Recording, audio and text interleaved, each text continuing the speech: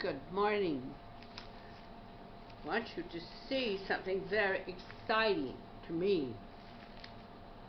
Arizona Theater Company new director is coming to take over the Arizona Theater Company. Now that is the company that does plays in Tucson as well as Phoenix, and has expanded into Mesa. I don't know if that program will continue, but being a playwright, I am very excited because in this article he's talking about a new play, developing a new play program which hasn't really been in play during the last directors. Artistic directors feel comfortable with different aspects of theater. That's what they concentrate on. And of course, I was hoping for new plays to be, in the program, which I think is terribly important for every area, for playwrights to develop plays that deal with their part of the country.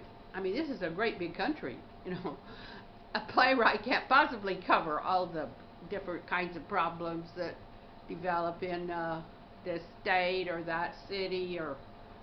And I had coming from, now this director was hired from the Shakespeare Theater Company in Utah, where I'm from. And of course I went to college and majored in theater at the University of Utah, and at the time there was a famous Shakespearean director there, and he was in contact with Hollywood, Broadway, and he would be bringing stars in during the 4 years that I was there.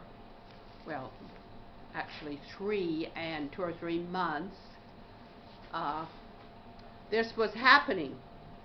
So I am very excited about a new director coming who is going to, which should happen with a regional theater, a new play program. And now, of course, my channel is devoted to getting my work, some of my plays, read or performed to a certain degree, because I despaired. I thought, where am I going to get my plays done? They will just, I'm getting older and older, and none of them are getting done. And my son is coming out this year with a book of his own plays, seven plays that he wrote during in all his years of theater, and his 14 years in Arizona doing playwrights workshop theater that did all new plays, and which was really very ambitious, and it was difficult, and finally he couldn't sustain it any longer. But he went to Utah, moved up there, and he's been doing theater up there ever since he went up there, all original. So he's a great developer of new plays, and I too encouraged him to do this. Why? Because I feel like that this is the height of what you would aspire to as a playwright, to do plays about your city, your state, right there in that state. Now that would be something that, and as it is, I've had to be contented with just putting them, my last companion was a very talented actor, even though he was an alcoholic. It was amazing what he could still do, especially at first. Later, when he didn't quit drinking, the drinking started affecting him to the point that, you know, he was not feeling well and wasn't able to do or sound as alert and with it, naturally, as he had done. So I thought about this, and I already have 6 of my plays on this channel in one form or another, and they were so much fun to do. Some of them we did improv style.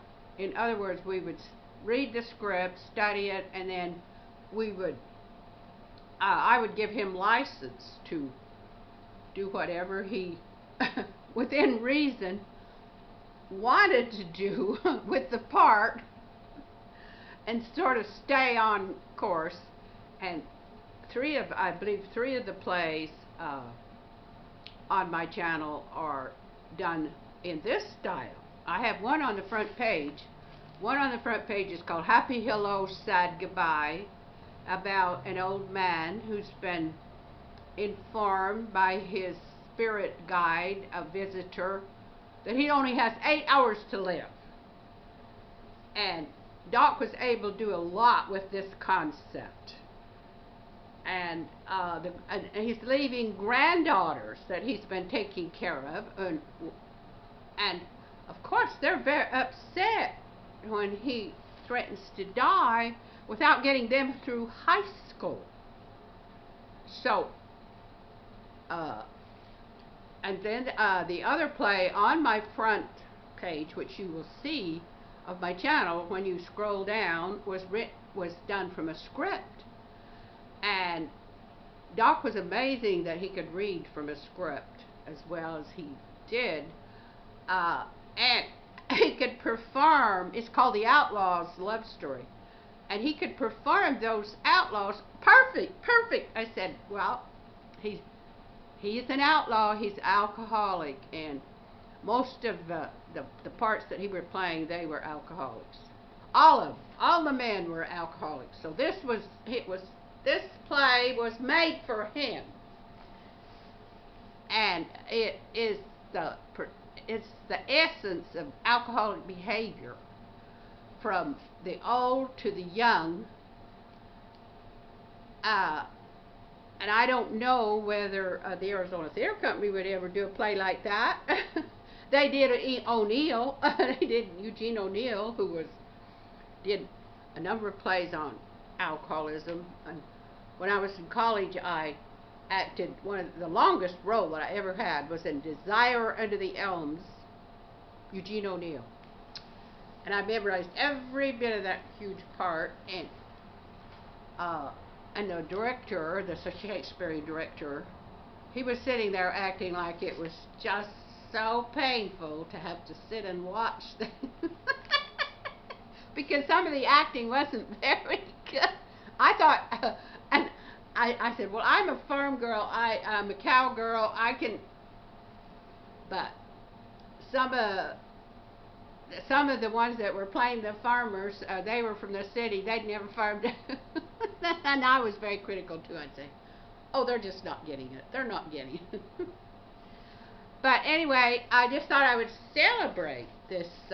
His name is David Ivers, and he's coming to Arizona, taking over for the coming season. So that is the good news I have to impart to you today.